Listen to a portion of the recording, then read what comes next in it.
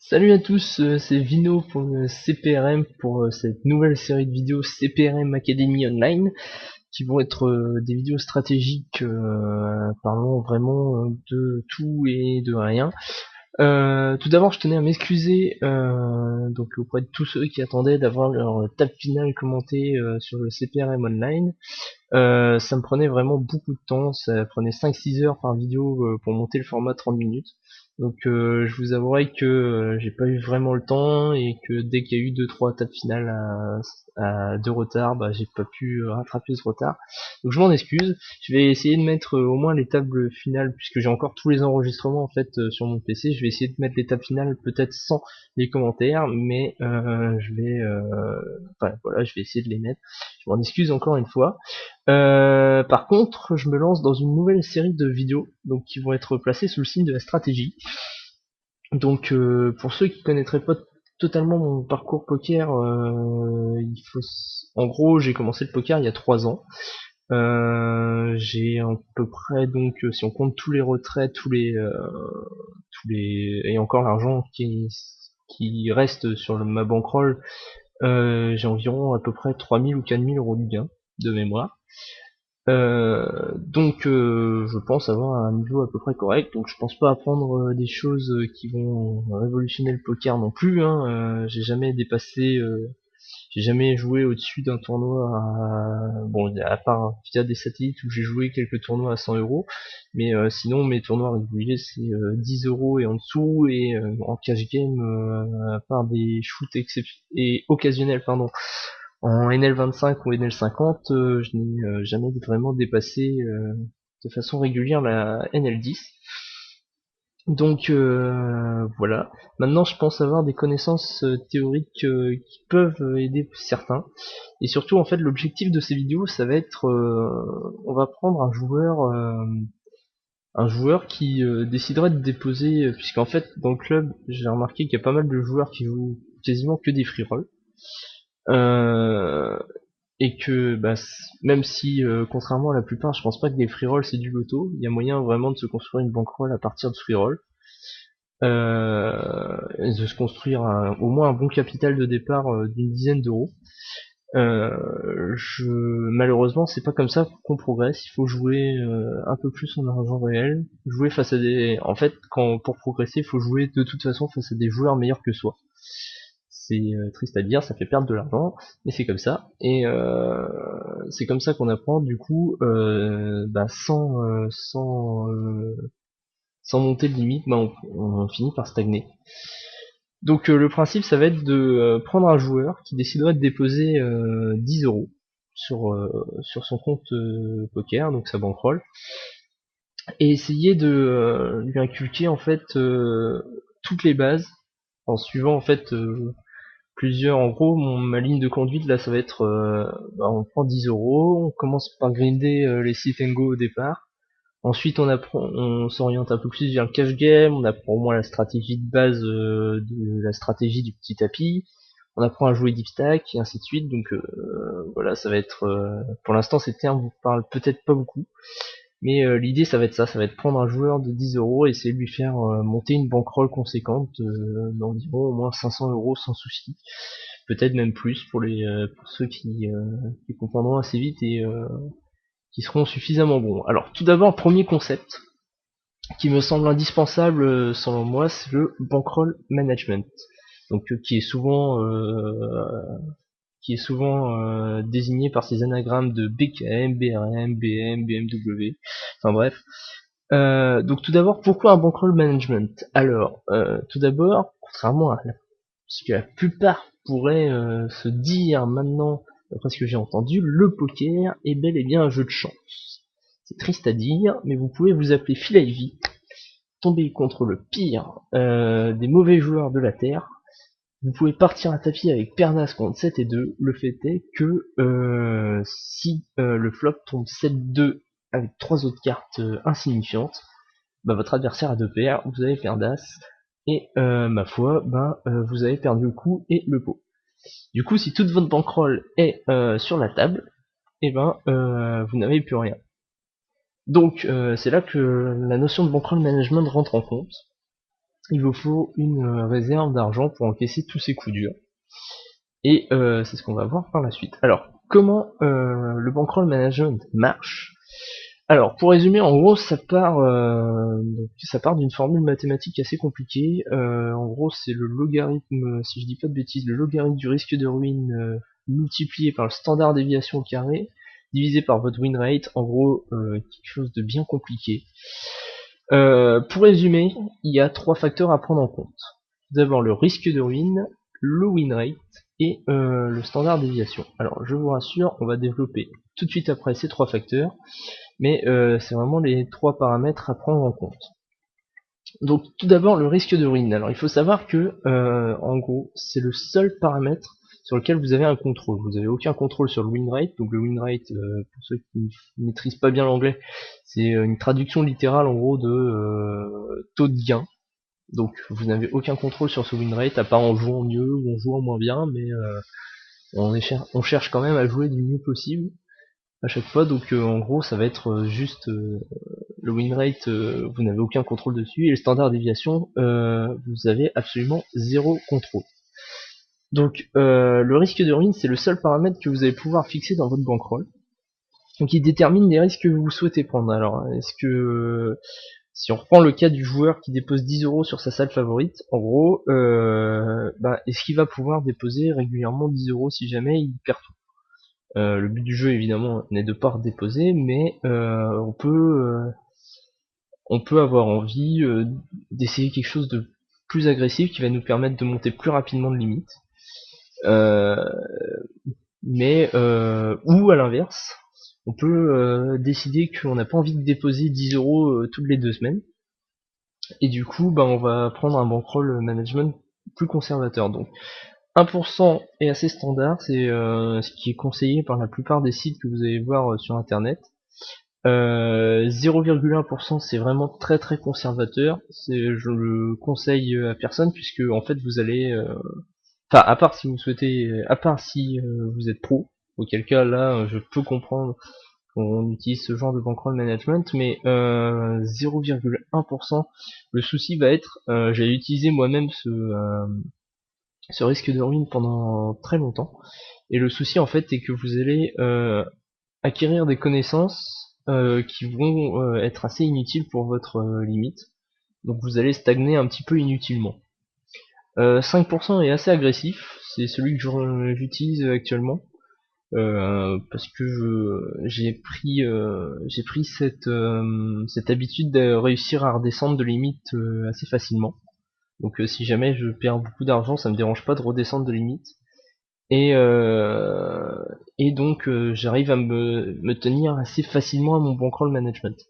Et 20% est très agressif, donc là c'est vraiment un petit peu une sorte de bankroll management test en fait, pour vraiment voir si vous êtes, ça peut être une bonne idée pour voir si vous êtes capable de vous tenir à votre bankroll management et ne pas rester à la limite du dessus dans l'objectif de se refaire. C'est vraiment la pire des choses à faire.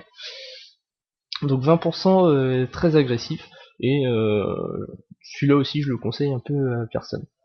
Donc en gros, plus votre risque de ruine va être élevé, et moins vous allez avoir besoin d'argent pour vous installer une table. À l'inverse, plus il va être élevé, plus vous risquez de vous broke et de devoir redéposer une somme d'argent sur votre compte bancaire. Donc encore une fois, contrairement à ce que vous allez pouvoir lire sur les sites internet, donc généralement on vous conseille par exemple pour le cash game de prendre 20 caves et d'augmenter au fur et à mesure que vous montez de limite. Donc ça, c'est généralement un risque de ruine de 1%. Mais selon moi, il faut mieux que vous ayez un bankroll management personnel. Déjà parce que vous allez plus facilement, si c'est vous qui fixez ce bankroll management, vous allez plus facilement vous y tenir. Et c'est vraiment quelque chose qui doit être personnel, ça dépend de chacun, ça dépend de beaucoup de paramètres. Ce risque de ruine, il faut savoir est-ce que vous pensez avoir les capacités mentales pour redescendre de limite assez facilement, est-ce que vous pensez ce qu'on appelle tilter, donc c'est-à-dire vous énerver très rapidement après 2-3 coups perdus. C'est ces paramètres-là qui sont à prendre en compte, et plus vous allez répondre oui à ces questions, plus il faut prendre un bankroll management plus conservateur. À l'inverse, plus vous allez répondre que vous avez tendance à bien à ne pas tilter, à bien redescendre de limite quand c'est nécessaire, et moins vous allez besoin d'avoir un bon call management conservateur et en prendre un plus agressif. Donc on va passer à la partie win rate maintenant, donc en gros c'est le taux de gain en traduction littérale. Donc c'est l'avantage que vous disposez sur vos adversaires. Donc bah voilà, tout simplement. En cash game, on va le mesurer donc en BB au 100, donc ça c'est le diminutif de Big Blind toutes les 100 mains. Donc pour résumer, donc je vous ai mis les chiffres, hein. Pour 2 Big Blind au 100, ça correspond à une cave gagnée toutes les 5000 mains, et 10 Big Blind au 100, ça correspond à une cave gagnée toutes les 1000 mains. Donc une cave gagnée toutes les 5000 mains, ça peut paraître énorme. Il faut savoir qu'en très haute limite, 2 Big Blind 200 est déjà un avantage assez enfin pas considérable, mais assez satisfaisant pour quelqu'un qui va jouer aux très hautes limites. Par exemple, je pense aux tables aux blindes 5 euros, 10 euros. Donc ce qu'on appelle la NL 1000, donc, puisque la cave est à 1000 euros. Et 2 Big Blind 200 sera déjà un très bon résultat. A l'inverse, 10 Big Blind 200, donc une cave gagnée toutes les 1000 mains. C'est un résultat impossible à atteindre aux plus hautes limites, donc je pense à partir de la NL... Enfin, je dirais pas impossible, mais pour un joueur qui n'est qui n'est pas un excellent, voire un très bon joueur, 10 Big Blind 200 est quasiment inatteignable en NL 100-200, voire même pour les très bons joueurs. Après, c'est pas vraiment à moi qu'il faut le demander, mais 10 Big Blind 200 est quelque chose qui est très dur à atteindre, très haute limite, et c'est déjà un très bon résultat sur le long terme pour un joueur de NL10, on va dire, donc table blind 5 centimes, 10 centimes, et donc les tables à 10 euros. Et ça fait donc seulement une cave gagnée tous les 1000 mains. Donc pour un joueur qui va jouer qu'une table en live, ça correspond à un peu plus de 33 heures de jeu. Et pour un joueur qui va jouer en ligne, donc sur des tables à 6 joueurs, admettons, donc ça fait on joue environ 90 mains de l'heure, ça fait à peu près un peu plus de 11 heures de jeu. Donc on se rend déjà compte là que pour gagner une cave, il va falloir jouer énormément, ou alors jouer plusieurs tables à la fois. Donc on va pas rentrer tout de suite dans la partie multitabling et compagnie, mais on se rend tout de suite compte là que il va falloir jouer énormément de mains pour réussir à monter une bankroll. Et en tournoi, donc on le mesure à l'aide du retour sur investissement. Donc pour ceux qui seraient dans la finance, ils en ont peut-être déjà entendu parler, ou ROI en anglais, donc Return on Investment. Et donc il se calcule ainsi. En gros, vous prenez le gain net, donc si vous 5 euros de gain net, ça correspond à 15 euros de gain total. Pour 10 euros de MTT, donc MTT c'est le diminutif anglais pour Multi-Table Tournament, donc qui signifie tournoi multitable en français. Donc si vous avez 5 euros de gain net pour 10 euros de MTT, bah ça équivaut à un retour sur investissement de 50%. Donc je vais pas développer beaucoup plus ici. Retenez que 50% de retour sur investissement en tournoi multitable, c'est déjà un bon résultat. Et en sit and go, donc tournoi à 9 joueurs, c'est quasiment inatteignable à partir des sit and go à 1 euro. Donc on va rentrer un peu plus dans le vif du sujet, puisque je vais vous présenter les résultats des calculs, puisque j'ai moi-même je me suis fait une petite feuille Excel me permettant de calculer un peu plus rapidement en fonction du risque de ruine et du win rate le nombre de caves dont vous avez besoin. Donc je vous ai mis les résultats pour des basses limites. Alors pourquoi uniquement pour les basses limites pour l'instant? Ça correspond au troisième terme que j'ai pas encore développé, le standard déviation. Donc le standard déviation en gros c'est un terme mathématique pour expliquer que vous gagnez pas autant à chaque fois que vous jouez au poker.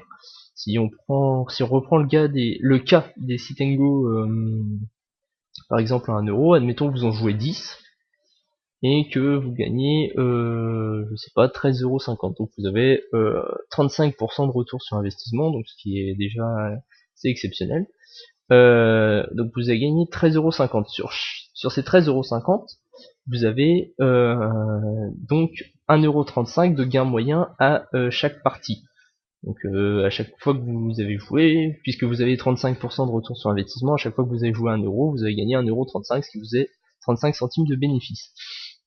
Le standard déviation, en gros, ça vous explique que sur toutes ces 10 parties, en fait, vous avez peut-être fait 7 fois en dehors de l'argent, donc 7 fois vous avez gagné 1 euro, et 3 fois vous avez gagné le sit and go, donc vous avez gagné 4,50 €, ce qui vous donne 13,50 € de résultat au final. C'est exactement ce qu'on était en train de dire. Ou bien vous avez, je sais pas, fait 2 victoires, une deuxième place, une troisième place. Donc il y a 6 tournois où vous avez pas fait dans l'argent également.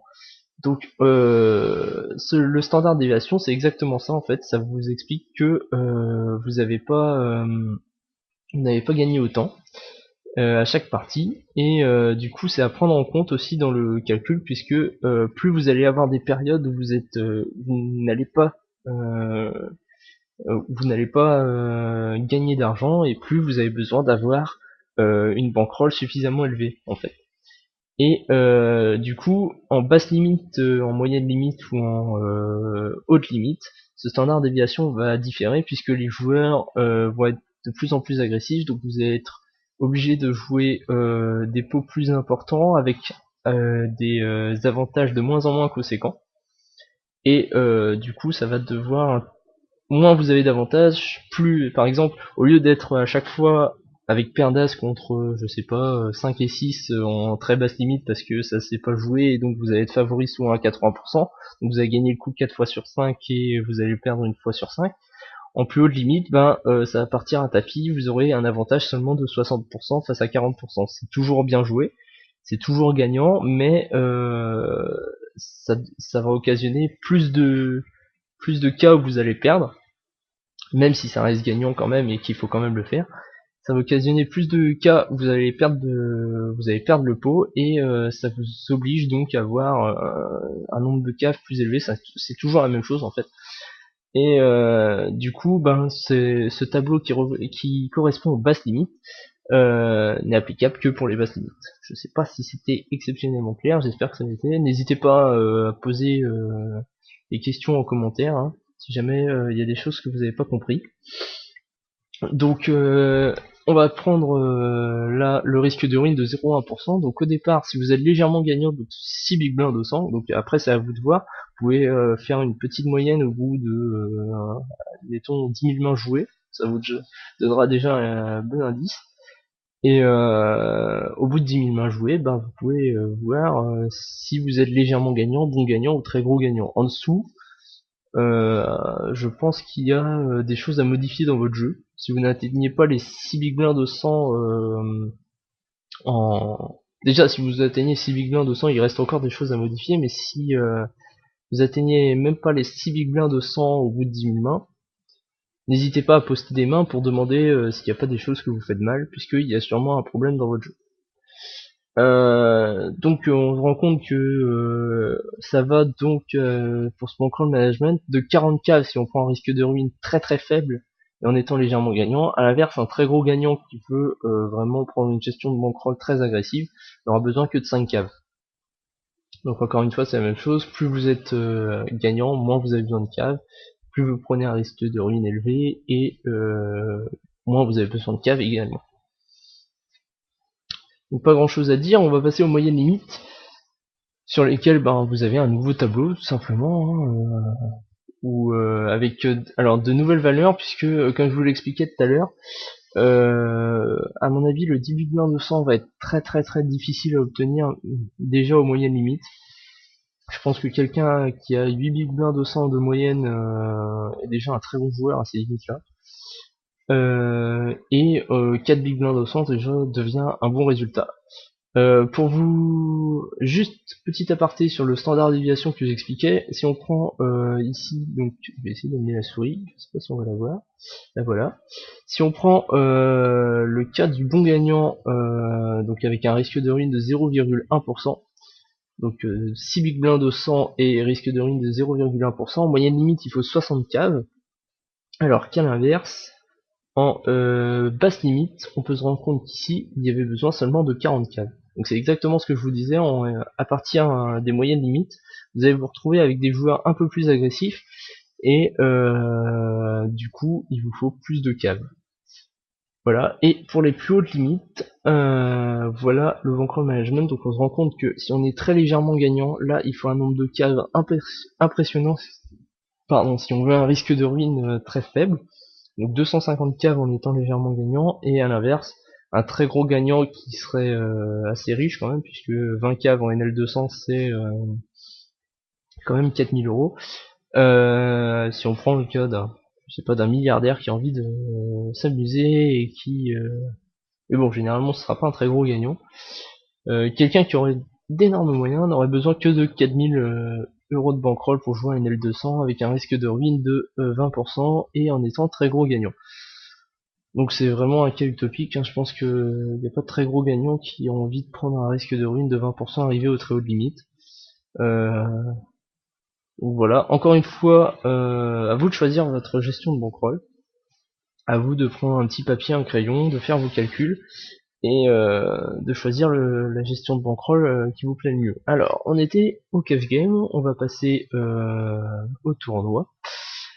Donc voilà la gestion de bankroll pour les tournois. Donc chaque case, il faut prendre à gauche, tout à gauche c'est 0,1%, le nombre d'après c'est pour un risque de ruine de 1%, 5% et 20%, c'est la même chose dans toutes les cases. Donc là-dessus en fait le standard déviation n'a plus rien à voir, enfin n'a plus rien à voir avec les adversaires, si, mais beaucoup moins, c'est beaucoup moins important, que c'est même négligeable. Et en fait, le standard de déviation va être créé par le choix de votre tournoi en fait. Sur un sit and go, les écarts de gains vont pour le vainqueur, il va remporter 5 fois son buy-in. Le deuxième va remporter 3 fois son buy-in et le second 2 fois. Ce qui fait, et les 7 autres joueurs restants vont perdre le buy-in de départ. Donc ces écarts de gains, c'est ça qui va créer le standard de déviation. Et donc plus vous allez jouer des tournois à un nombre de joueurs important, par exemple si vous prenez un tournoi à 1000 joueurs, là le premier va pas prendre 5 fois son buy-in mais 200 fois son buy-in généralement à peu près. Et à l'inverse, le joueur qui finit dans les premières places payées va prendre 1,5 fois son buy-in. Donc ces écarts de gains importants vont faire que vous pouvez être un joueur bien gagnant, mais avoir de longues périodes sur les tournois multitables où vous n'allez pas faire de places payées. Donc c'est ça qui va demander une gestion de bankroll beaucoup plus grande. Enfin, une gestion de bankroll beaucoup plus grande, non. C'est d'avoir beaucoup plus de caves de réserve, enfin de buy-in de réserve dans votre bankroll. Et on peut voir en fait qu'au plus haut de limite, si on prend une gestion de bankroll très très conservatrice, donc 0,1%, pour jouer des tournois à 1000 joueurs, donc il vous faut 1130 buy-in. Donc même si j'ai marqué qu'il fallait diviser par 2 pour un bon joueur régulier et par 3 une fois qu'on est un gros gagnant, 1130 divisé par 3, on va atterrir pas loin des 400 buy-in. Donc en gros, pour jouer des tournois à 100 euros, il vous faut pas loin de 40 000 euros de bankroll si vous voulez avoir une gestion de bankroll correcte. Et on se rend là tout de suite compte que ça va être très dur d'être un joueur pro de tournoi, même si ça existe. Ça va être très très dur, et donc c'est sur le cash game qu'il va falloir se reporter pour vraiment gagner de façon régulière de l'argent, ou sur les sit and go éventuellement. Mais ce n'est pas la stratégie en sit and go est assez différente de ça en tournoi, donc pour l'instant je vais pas rentrer dans les détails, mais ça a un peu rien à voir. Enfin, c'est pas que ça n'a rien à voir, mais c'est des stratégies différentes, je m'embrouille un peu. Tout ça pour dire que ça va être très dur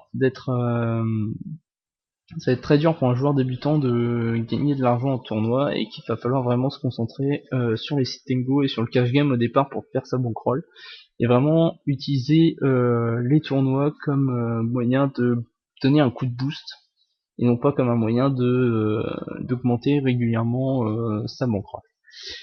Voilà, on arrive à la fin de cette première vidéo, j'espère que ça vous a plu. Différents liens, donc le site evplus.com, donc qui vous permet en gros de faire votre propre simulation de bankroll avec le standard déviation, le win rate et le risque de ruine. Donc on a vu précédemment. Si vous avez besoin de conseils sur les chiffres à rentrer dedans, n'hésitez pas à me contacter encore une fois dans les commentaires de la vidéo. Un autre article du Bankroll Management de Club Poker qui est très bien fait, je peux que vous le conseiller, et sur le forum de Club Poker, un sujet sur le bankroll management agressif, où je sais plus qui c'est qui avait posté ça, mais en gros il partait, l'idée était de monter de limite quand il possédait 6 caves, et de descendre de limite quand il n'en possédait plus que 4 de la limite inférieure. De la limite, donc ça donnait beaucoup de montées et de descentes de limite, et il a réussi à prouver en gros que un petit avantage sur la limite pouvait suffire si on avait enfin un petit avantage sur toutes les limites et un gros avantage surtout sur les limites du bas permettait de créer une bankroll très très conséquente, mais qu'il fallait bien évidemment respecter le bankroll management. Donc si vous voulez continuer à explorer ce domaine, je peux que vous conseiller ces liens là. Et voilà, j'espère que ça vous a plu. La prochaine vidéo, je pense que ce sera quelque chose sur les sit and go, puisque une fois qu'on a choisi notre gestion de bankroll, on va vite se rendre compte que l'un des moyens les plus simples de la faire grimper au départ, c'est d'utiliser les sit and go de plus basse limite. En plus, ça permet d'acquérir les stratégies de base, le jeu serré, quelques bases de jeu post-flop et de jeu pré-flop. Donc on va s'attaquer au sit and go sur la prochaine vidéo, et voilà, j'espère que je la mettrai en ligne le plus rapidement possible. N'hésitez pas à commenter dans la vidéo, dire ce qui vous a plu, ce qui était chiant, voilà, n'hésitez pas, et bonne semaine à tous, et puis à la prochaine. Salut!